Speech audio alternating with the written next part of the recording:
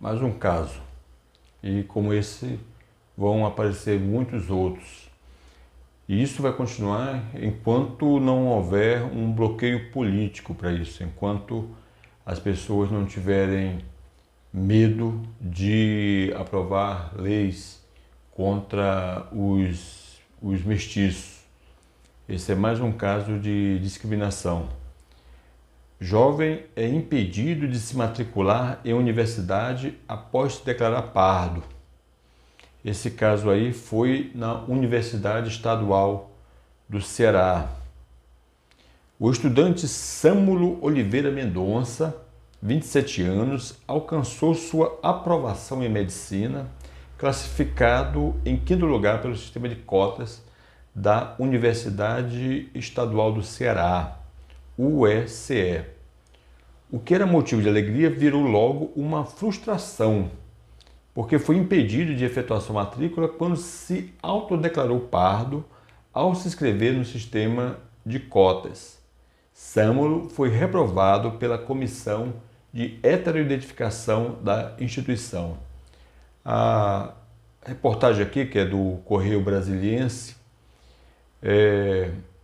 diz também que ele recorreu, mas a comissão a quem ele recorreu também não o considerou pardo. E o jornal aqui afirma que, abre aspas, a comissão divulgou na última segunda-feira que a decisão do caso de Sâmulo e demais alunos tem como objetivo evitar fraudes. Fecha aspas.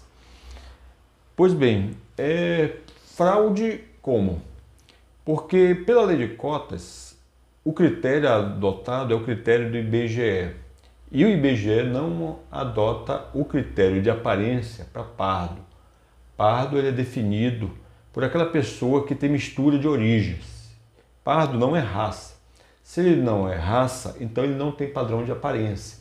Em outras palavras, na legislação não existe qualquer previsão de comissão de heteroidentificação. Isso não existe na lei.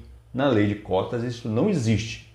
Ou seja, a pessoa é parda, se apresenta de acordo com as normas da lei de cotas, que é segundo o critério do IBGE, e uma comissão de heteroidentificação, sem previsão legal, sem previsão na lei, reprova esse pardo.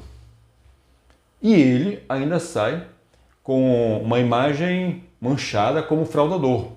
Quer dizer, aquele que teve o seu direito não respeitado, seu direito não reconhecido, passa, além de não ter o seu direito reconhecido pela lei, ainda sai com uma imagem manchada como fraudador. Isso é o que acontece. E essa imagem, essa ideia vem se repetindo. Mas por que isso acontece? Por que simplesmente não colocaram na lei que as cotas seriam pessoas com aparência de preto ou com aparência de qualquer grupo racial que fosse mais propenso à discriminação? Por que não colocaram isso na lei? Pois bem, como não colocam isso na lei, porque não interessa a eles colocar isso na lei, então eles criam comissões de identificação sob o argumento da autonomia universitária para ir, dessa forma, conseguindo evitar que os pardos tenham acesso às cotas às quais a lei lhes dá direito. Mas por que isso acontece? Bem, nós estamos entrando agora até num período eleitoral. Isso acontece porque as pessoas, os políticos que fazem as leis não têm medo ainda de perder voto por apoiar isso. Eles têm medo de perder voto se manifestando contra as cotas raciais para não serem vistos como racistas e assim por diante. Ou mesmo ter medo de ir contra cotas raciais para não perder apoio de caciques ou de grupos poderosos que sustentam essa política no país.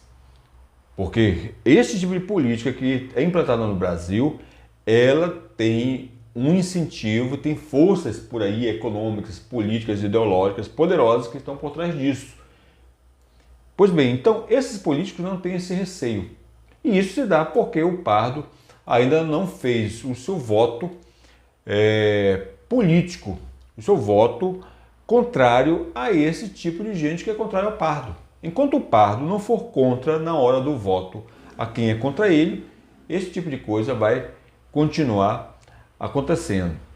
Pois bem, então isso aconteceu na Universidade Estadual do Ceará. E aqui também é algo bastante interessante, porque o Ceará, no primeiro censo, no censo de 1872, ele foi o único estado em que a maioria dos escravos eram pardos. O Ceará foi o primeiro estado a abolir a escravidão no país, foi em 1884. Isso, ou seja, 4 anos antes da Lei Áurea.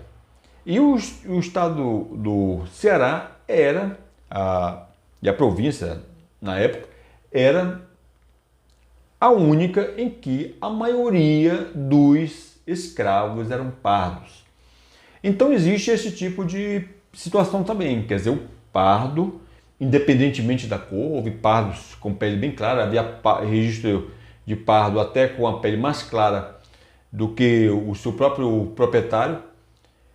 Quer dizer, esses pardos, apesar de terem sido escravizados, hoje em dia os descendentes deles são excluídos, porque exige que eles tenham uma aparência de pretos. Enquanto nós temos, está lembrado disso aqui, que a maior escravidão que houve no Brasil não foi a escravidão africana, foi a escravidão índia, e a maior delas foi a escravidão do pardo, porque a escravidão do pardo começou junto com a escravidão dos índios e só terminou ao final da escravidão dos pretos. Então foi a escravidão mais longa, o grupo étnico-racial no país que foi escravizado por mais tempo foi o pardo.